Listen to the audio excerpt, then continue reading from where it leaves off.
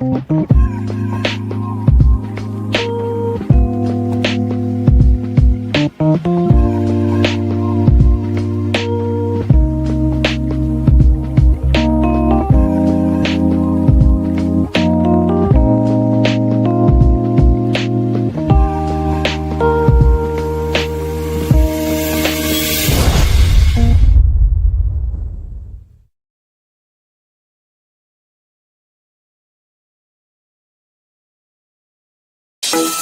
a world where news flies around every minute, you need the ability to relate and connect with what matters and stay up to date. Schengen Story Media News Echoes program is Africans in Diaspora and at Home's leading English news network, one of the most trusted, respected sources for news updates on current affairs as they affect global Africa.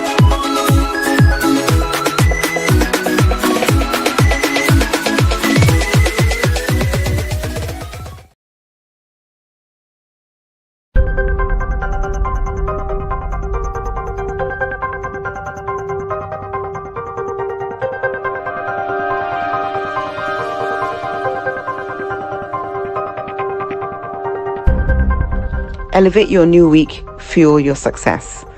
SSM invites you to kickstart each weekday with our news update Between the Lines, featuring the week's top news and analysis and the most attention-grabbing lines, deciphering world events.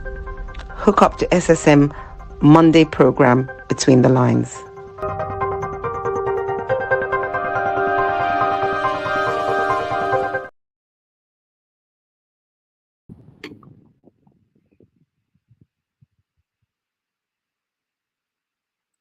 Dapper. Yes. Good afternoon, good day, viewers around the world. This is Between the Lines. Between the Lines today, the 25th of May, 2026. My name is Mark Godwin Iwejo. I'm here in the Milan studio. I have my brothers, big, noble brothers from different parts of the world. And who's there? Who's this? I am here all the way from Canada, Toronto, Canada, welcoming all our viewers on this beautiful, wonderful Monday afternoon here in Canada to our show Between the Lines. Between the Lines. Also, we have, who's the man with glasses there? My name remains Olufemi Obakarowi, all the way from London, England. Good evening, Nigerians all over the world. Good evening, citizens of the world. Welcome to your favorite program. Welcome to Between the Lines, and welcome to the authentic gathering of wits. Nice. Good one. Gentlemen, let's start with the Ebola crisis. Lagos State had to come out to reassure the Lagosians that everything is under control. So the Lagos State Health Commissioner reassured residents of the Ebola crisis and how they have it in control. Let me start with you, Dr. Femi. This Ebola thing we're looking at it as a minor thing, but it's blazing now, like they will say. Now we have the crisis is escalating to some other parts of Africa. East Africa, yes, Central Africa. Uganda now has a case. I think Tanzania, I don't know. So what will you say of this? I think it's important for us to identify that this is not an isolated case anymore. It is going out of the eastern bloc of Africa, where it was reported that which has blown out of proportion. But the fact remains that being on the ground and being not denying the fact that it is happening, it's a good thing. It's a new development. Or like when we first had the Ebola crisis a little bit of Ebola crisis in Nigeria, and also the COVID that came soon afterwards, that there was a little bit of it was a shocker. So the system, there was nothing to do that. But the health department have disease control unit now, and they seem to be on top of this. There are also that there's test centers at the airport now. Anybody going through those areas, community countries that have the outbreak has to go through some screening before they go into Lagos now. Okay, I'm happy about that. Yes, let's see this clip and let's talk about some update on this too, the Ebola thing. Let's see this clip.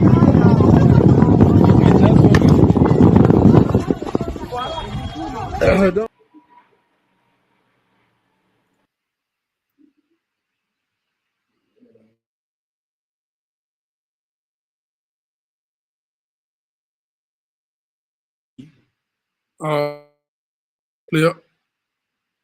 I don't know if the studio can play us that clip. Actually, it's a situation in Congo. Yes. Escalated to riot.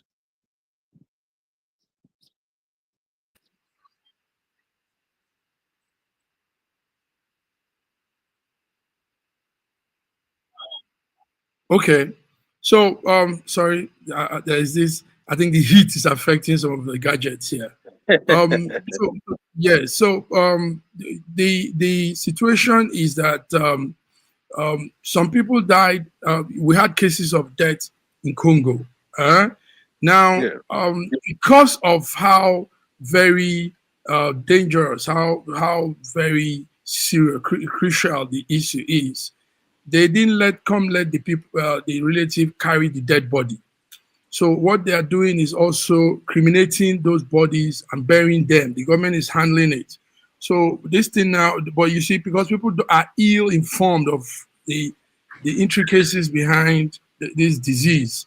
So instead of them understanding this situation, they are coming to burn. They burnt a big hospital right there in Kinshasa, one of the biggest government hospital, because they said the hospital was keeping their dead relatives that died from Ebola. So the people said no, they want their body back, but the government know that the bodies are anything done contaminated. Thank you. So I think maybe the government also is not putting out sensitization, awareness, and all of that among the people. George, are you following the Congo situation? Yeah, I am following the Congo situation. Okay. One of the things that we need to understand, first and foremost, I want to hail Nigeria on this issue, because during the pandemic and the first Ebola that took place, Nigeria took the bull by the horn, and they were able to save the whole masses, from being infected by this Ebola. During the pandemic also, Nigeria was on top of his game when it came to safeguarding the people. And even secondly, right now you see many airports like Lagos Mohammed Airport and then the one in Abuja, they are very, very particular in making sure that they are detecting everybody that comes through one of those countries where, like Congo and the rest of them, they are doing a fantastic job. So I hail them. Yeah, but one of the major problems we have in African countries is lack of communication. You see, because when you don't communicate to the people, it is difficult for them to understand that it's not about culture, it's not about religion, but it's about the safety of the people. The people that you're trying to save their lives are the one burning down the hospital. And tomorrow, where are they going to go?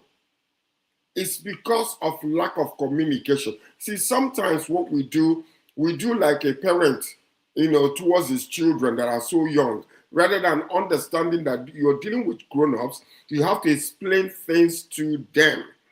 And when you explain things to them, Africans are not dumb. They will understand.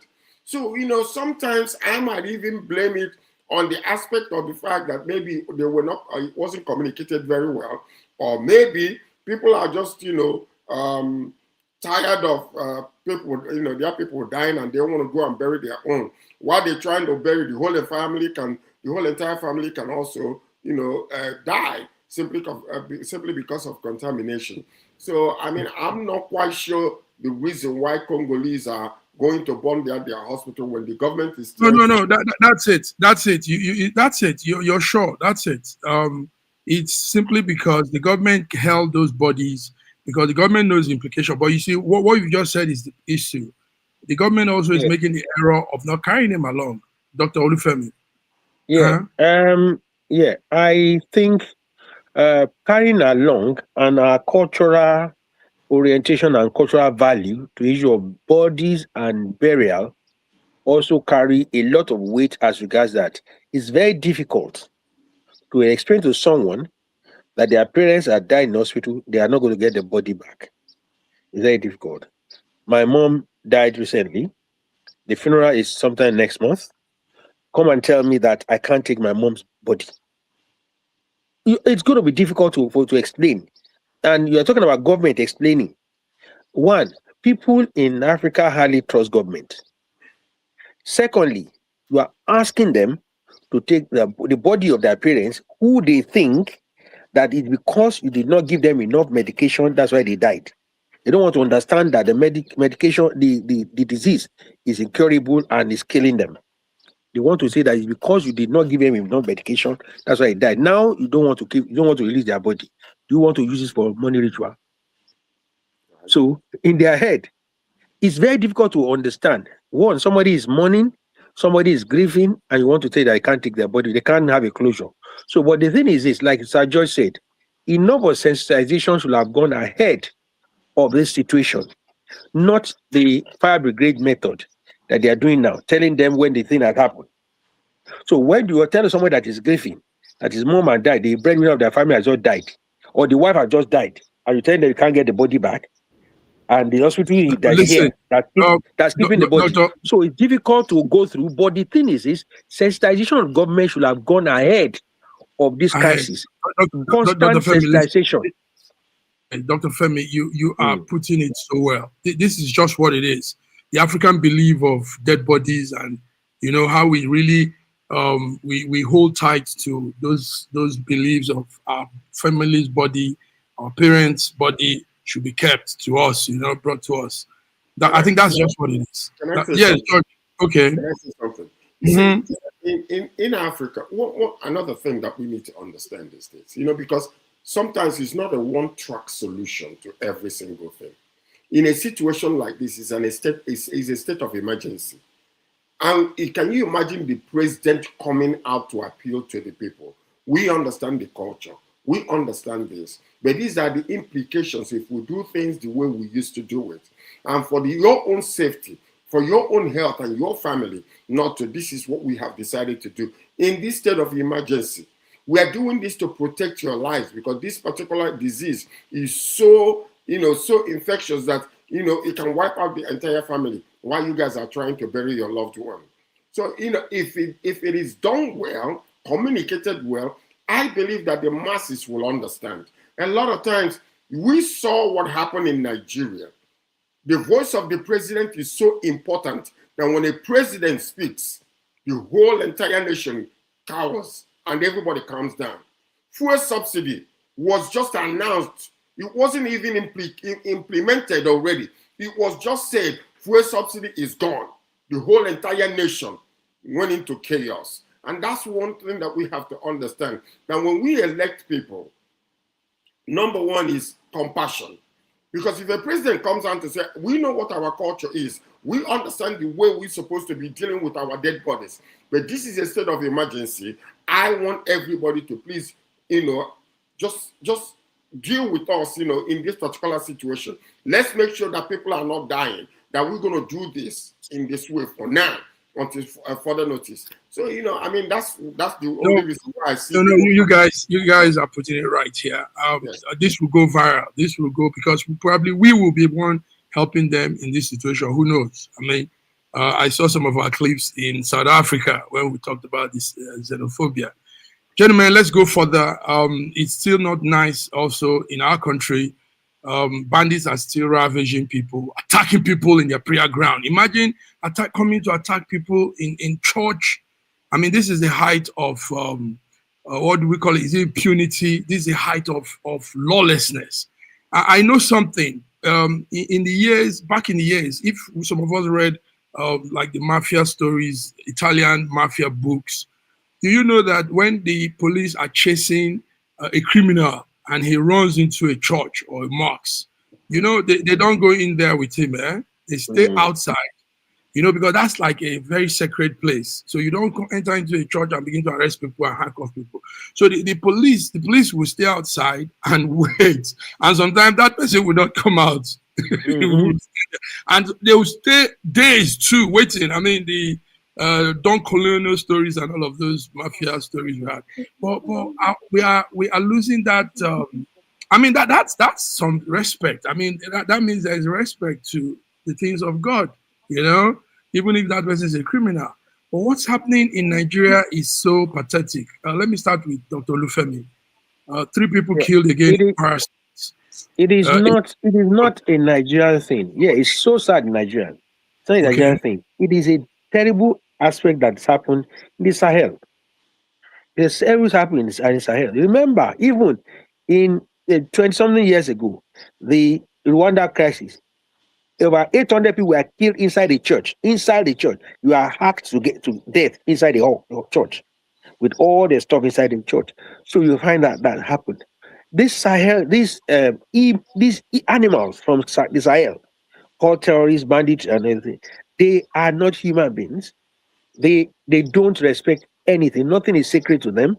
They kill anybody in the mosque, in the church. They kill anything moving. So it is not about we are talking about human being. You are talking because you are a human being and you have respect for some things you are talking about. These people are not human beings. They are animals, right? For someone to go and so take a primary school teacher and put him on and slaughter him online, is that human? So these are the people that we're talking about. They are not human beings. They are animals. They are wild animals. So it is not. You cannot begin to look at the things from a perspective of a sensible person and then equate them to measure them. They are two poles apart. So when we talk about human beings and these people, these animals, we call bandits, are terrorists, and they are not human beings. So until I always say, until we start dealing with them. Thank God, last 2 days ago, Sunday Igboho had announced his security outfit that's been approved by the from Abuja from six security officer, which is called Iruekun, that they are going to go into the bushes of the southwest. We're going to flush them out. So anybody that lives inside the bush and in the forest reserve in the southwest, you are not supposed to be there. They will buy you. The people live inside the town, inside the villages, not inside the bush. If they find inside the bush, they will acquire you. You are not supposed to be there. So when people and the funding will come directly from the local government funding to the southwest. So when this actually happen, they will start seeing effect. But these people, like you said, don't relate them to human beings. Don't talk to them about their human beings. They are animals and they'll be dealt with like animals. Well, you see, that for sure is true. Because most of these people that are doing this, they start training them, manipulating their mindset from childhood. But whether for good or for worse or for bad, Nigeria is becoming a nation where citizens can no longer sleep safely in certain areas. Okay? Travel freely, farm peacefully, or even worship God without fear of being kidnapped or killed.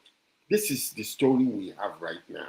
And it's not about, whether the question that I asked somebody one time when they were complaining, oh, Tinubu is not doing this, Tinubu is. I said, do you think that Tinubu, knowing the negative effects of this particular terrorism that is happening to him, will be sitting down, peaceful at home, not minding, not wanting to, destroy these people? I don't think so. Any natural individual that with a little compassion can actually know. But sadly, this is no longer an isolated incident. Reports show that over 4,654 people were killed in violent attacks across Nigeria in 2025 alone, while more than 3,141 people were kidnapped nationwide. Banditry alone accounted for 2,724 deaths. So this is something that we have to be careful about, okay? Because it's happening, whether we like it or not. Whether we are blaming the government or blaming the Northerners or blaming anybody else, it doesn't matter. But these are facts, statistical facts that are on the ground. Human rights group also claimed that since 2019, insurgency, banditry, and armed Islamic extremists have killed over 190,000 Nigerians and abducted more than 141,000 and others. Can you imagine the staggering number we're talking about? That many nations that are at war have never received this type of casualties. So what we're saying is that we need help. And that help, when Trump started talking about Christians being killed and all that kind of stuff, you saw a lot of Nigerians from the north, from the south, everybody talking about sovereignty, sovereignty, sovereignty. You're crying sovereignty while your people are dying. And I said that before. The only time you will see a change take place in Nigeria, where people will now just say, whatever it takes, go and save our lives, is when some of these leaders, their children or their relatives are involved. How many more Nigerian innocent people must die before security becomes more than a political, speeches and press statements? Because all we see is it happens, and they come, they condole with the people, and they say we are investigating. But at the end of the day, nothing is happening. Because the people that are involved are tying the hands of those who wants to, save Nigeria. And that's what I see here. I don't think that Asiwaju will sit down in his house and eat peacefully without knowing that this thing is done. No leader, unless such a leader is, Satan incarnate. And I don't think so. Yeah, I don't believe that. So we need to really continue with where we are right now, with American intelligence giving us information and going after these people deliberately and going after them in certain states. Finish that place, go to another until we finish with the whole entire thing. Because for a nation of Nigeria with 250 million people and the size of government that we have, to be crying and then belly aching and whining as if we cannot do nothing, is we are for all men most miserable. Honestly speaking, as it stands. We are all men most miserable. Those are strong words there. But anyway, viewers, let's bring you up to what we're saying. Bandits were attacked in the prayer ground in Kwara State. Kwara is central middle belt, Nigeria. They killed 3, abducted 15. This happened on Saturday while they were holding night vigil. It was a night vigil program, and they came to attack them in a town called Orioke, Ajayi, the outskirts of that part of Kwara State. Gentlemen, we have agreed that this crime must stop, and any which way. I like the word Dr. Olufemi used, animals. These are animals. Dr. Olufemi, so the way to treat animals is to come hard on them, not to even have any dialogue or any sympathy or anything. It's to really come hard on whoever it is that has the animalistic attributes. Is that not what it is, Dr. Olufemi? Yeah, the animalistic tendencies they have to be dealt with, and that to be dealt with seriously. And the issue is this. I kept on saying this on this program. Security is local. If they are dealing with some in Sokoto State, before you know it, another set is bringing ahead in Bauchi. Before they deal with Bauchi, they are now in Kwara State. And while they are doing this, sometimes the hoodlums and the criminals within that state are joining them in doing this. Because nobody from Bauchi State or from Zamfara State will come to Kwara State and come and kidnap someone except he knows the terrains of Kwara State. Okay. If he kidnap, he knows where to take them to, where to hide them. He must have lived or live within that environment to know where to take them to or how to escape law enforcement. So sometimes there's networking with criminals within those localities that works with them and work for them, or sometimes the criminals within those localities are the one that invites their vices. These their colleagues on all their terrible part. Oh, come, you are chasing from there. Come to this place. Let's operate here. Okay, let's talk about the good that Igboho's security arm will do, because these are indigenous security group that understands the terrain, like you're saying now. But let me put it to you, Dr. Femi. Why didn't government also allow Nnamdi Kanu with his plan also to safeguard his own territory, his regional, southeastern regional territory? Why wasn't he permitted if they are permitting? Igboho and Nnamdi Kanu are two different entities. Igboho was about the the insurgents and the crisis, the Fulani attacks in the southeast, in the southwest. But the way it was going about it then was that it was aligned to the secessionists of the Yoruba nation, and that was why the government dealt with him. Now he came back. He said he's not interested in secession. He's not interested in Yoruba nation. He's just interested in the security of the southwest, especially the bushes in southwest. That is Igboho. Nnamdi Kanu was attacking Nigerian nation and was inciting killing and burning of other parts of Nigeria. Other parts, apart from the southeast, other parts of Nigeria. He was encouraging, inciting. He even mentioned some governors who are not governors of the southeast that should be killed. And as policemen should be killed and to be maimed, anyone in uniform should be killed. So even we mentioned the president was not the president, that he should go to his to Lagos and go anything that belongs to him should go and be burned down, should kill him and everything. So we have videos of that. So they are two different entities. But for once, I applaud the fact that they may have, and I agree they may have some lines they cross. But Igboho, since Igboho had been dealt with and ran away to exile, he claimed and he declared that it was not part of the Yoruba nation as in decision.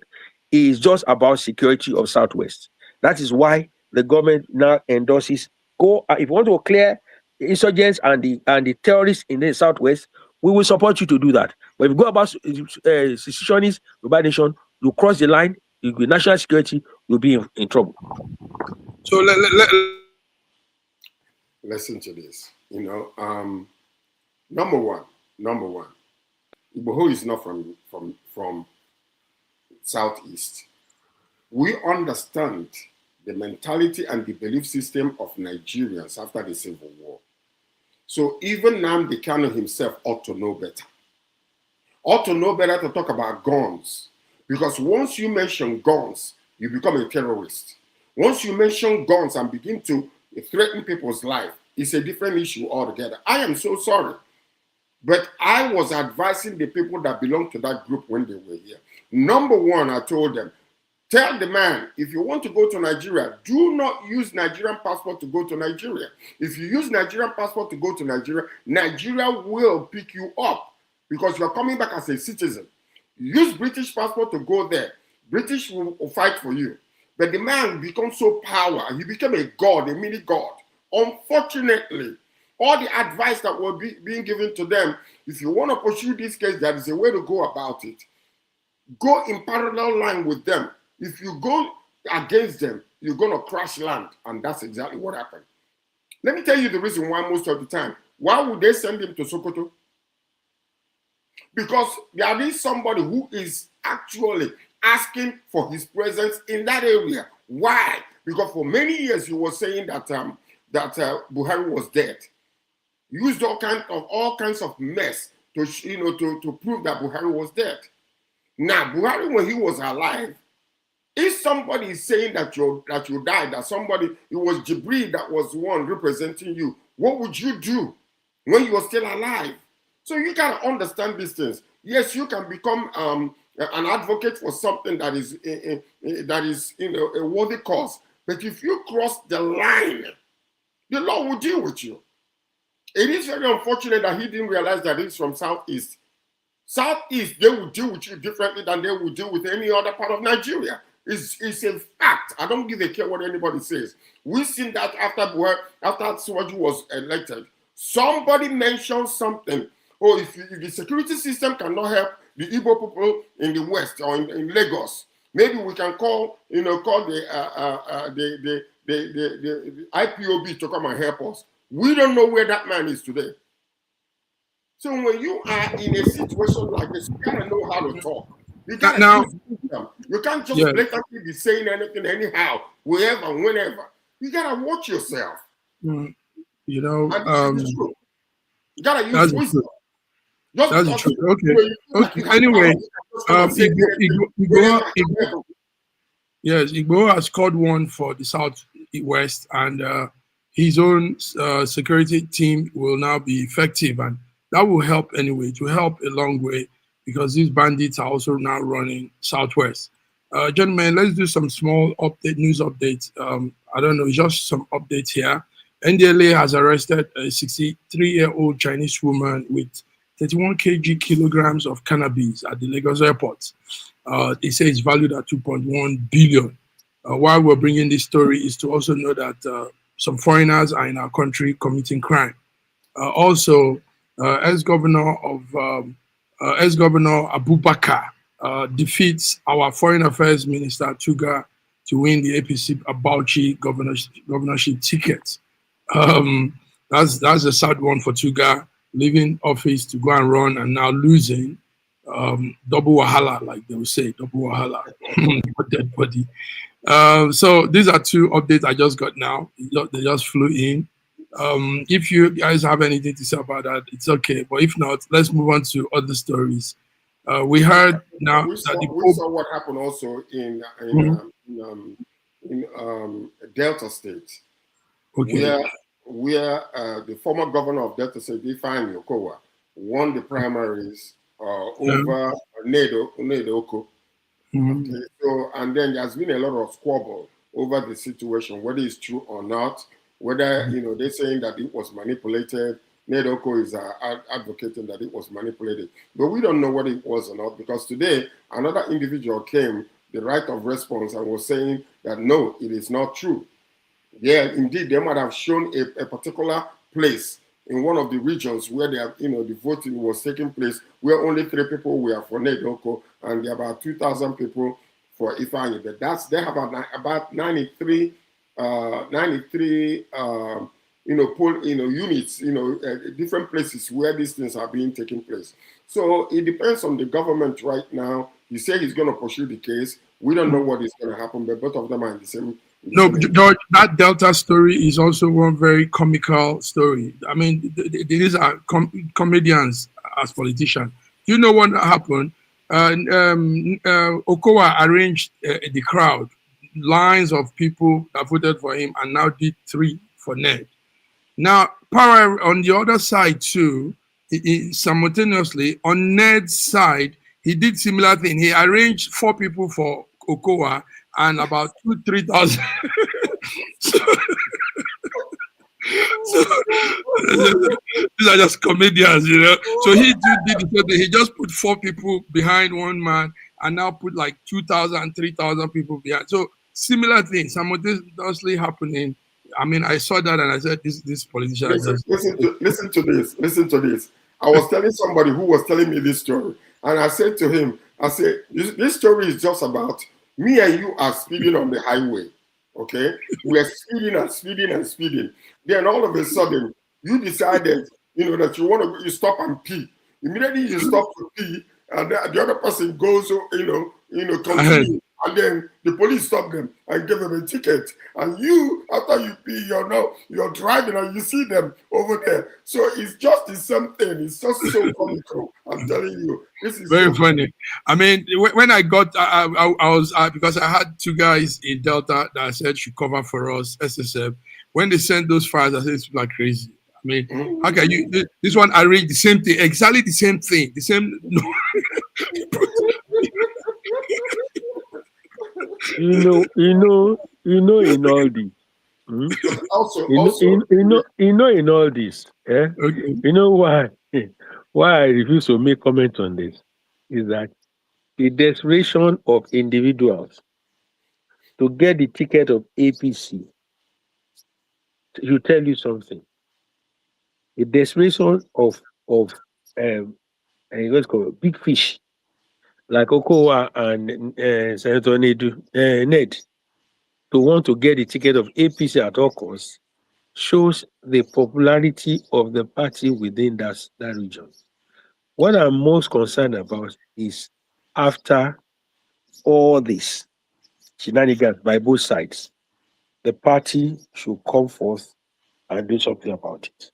And that's why we have a party chairman who is a young, intelligent, calm, and very focused.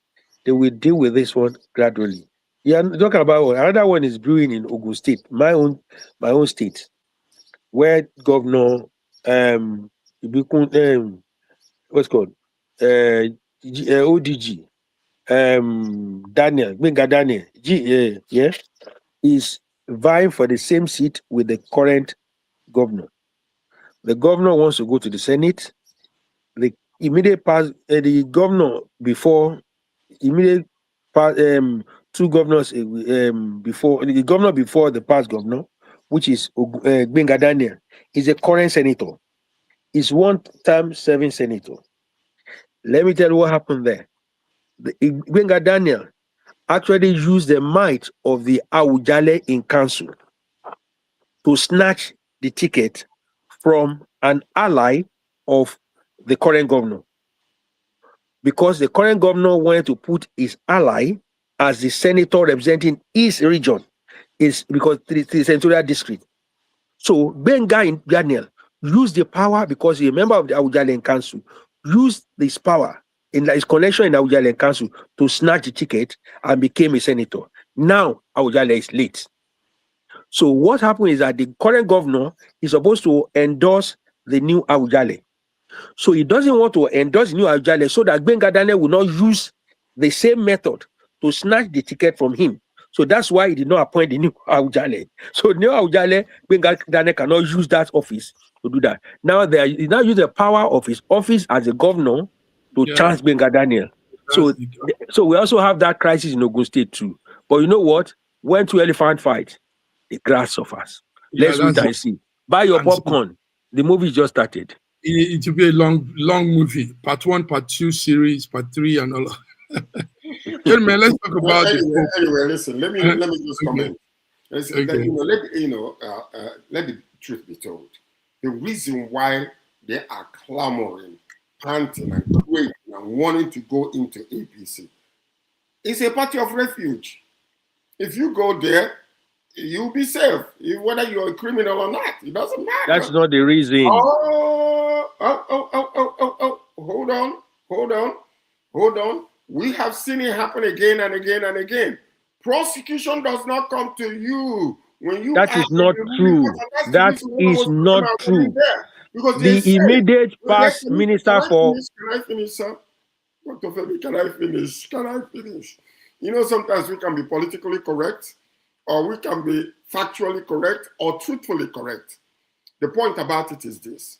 It is not about the popularity of the party in that state. It is just a party of refuge. Ned Oko was not there before. He joined later when everybody was running into that place. And he joined later. And then if Anyi was not a governor under APC, he also joined later. So you got to understand the reason why many of them are running into it. Many governors are jumping over and going there. The truth of the matter is, politically and otherwise, when you get in there, you are safe. So it's like running into a church. They're not supposed to come and I disagree with you. So APC becomes the church. I disagree with you. I disagree with you. I disagree with you. If I was in their shoes, I would run too. I disagree with you. It is not a political refuge. Listen. That's a very comical understanding of what the political terrain and the rule of law in Nigerian politics is. One is a party when you go in there, the likelihood that you win is very high. One. Secondly, the popularity, yeah? Yes, the popularity. The popularity, yes. Is it because Secondly, of the popularity? Yes, popularity. Have you spoken to Nigerian, regular Nigerians in the north and in the south? Yes. They will. I'm not talking about political sacrifice. It's not political anything. Listen. They went to Abuja. Abuja election was conducted recently. APC had never won Abuja. They cleared Abuja, and you are talking about this. Listen, your governor has just come to APC. The crowd in the state have gone to APC. You are staying in a opposition party. You said, because your party is not popular. Well, then what makes a party popular? It is the ruling party. Everybody wants to go to a ruling party. Hold on, let me explain something to you. The crisis. Hold on, let me explain. The negative things that are happening that you are, bringing about, or you can be popular because you're good. So what we're talking about, it is not. Sir George, Sir George, in most cases, even if you win, for example, what happened to APC in Rivers State and in Zamfara State in 2019 and 2023 are test cases. There was crisis in APC in Zamfara State in 2023. APC won all the election in Zamfara State. Governorship, Senate, House of Rep, House of Assembly, even local government, they won everything. But because there was crisis in the party, the chairman of a party that signed their nomination vote was not authentic. Therefore, INEC cancelled all their votes and gave it to PDP. People have seen that happen. In Rivers State, when this crisis happened, when Senator, what's his name? The crisis in Rivers State, I can't remember their names, will come to me. When they were fighting in Rivers State, they turned the state into two factions of APC. Because of that, there was no consensus as who signed the ticket. INEC disqualified all their candidates in Rivers in 2023 and 2019 and happened in 2023. People are seeing that happen. So they see crisis in ADC, they see crisis in PDP. Do you want them to stay there and continue to fight when they know that even if they win the election, INEC can say cancel because the person that is, look at what happened to PDP today. As of one court will say that this is Ibadan or Ibadan convention, Amala convention in Ibadan, that is right. Another one is say that Wike convention is right. Before you know it, they've lost their seat. People see that and they don't want to be victims, so they are coming to APC. They might not like APC. It is not because of court cases. It's not because of court cases, but because of political constituency. They have to go to a party that is safe at election. So don't just say because they don't want to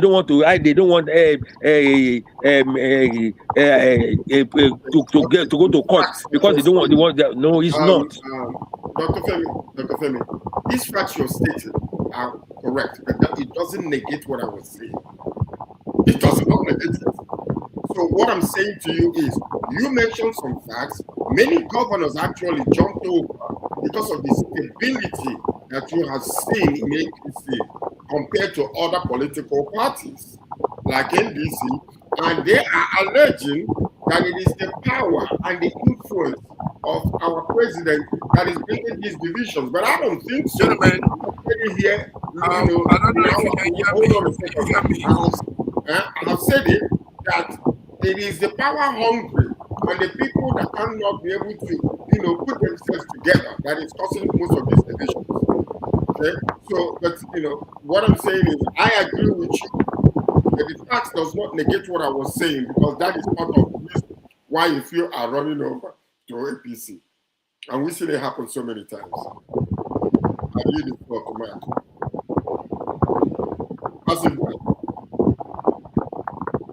Mike, what is brewing in your studio? There's a sound coming from there, like a breeze. Can you hear me? Yes, we can hear you. Hello, can you hear me? Yes. Can you hear me? Like a thunderstorm. Yes, we can hear you. Okay. Sorry, we are having slight network issue here. I understand. It's making some sound here. Not, I think it's the heat. The heat from the so. But we've done pretty well. I'm grateful for all you've done. The last thing I wanted to talk about was the Pope that is urging that they should reduce the AI activities. Pope is urging that they should reduce AI activities. So, but anyway, I want to, so that we don't continue having these glitches here. Let's work on this and come on Wednesday by the grace of God. So I want to thank you, gentlemen, wonderful man, for putting us up on the updates globally, and hope we'll be back to continue on Wednesday. So thank you, Dr. Olufemi. Thank you, Sir George, and our viewers have been with us. Thank you also. So until we come again midweek, let's have a great week beginning. God bless you. God bless you, and peace out. Of our president.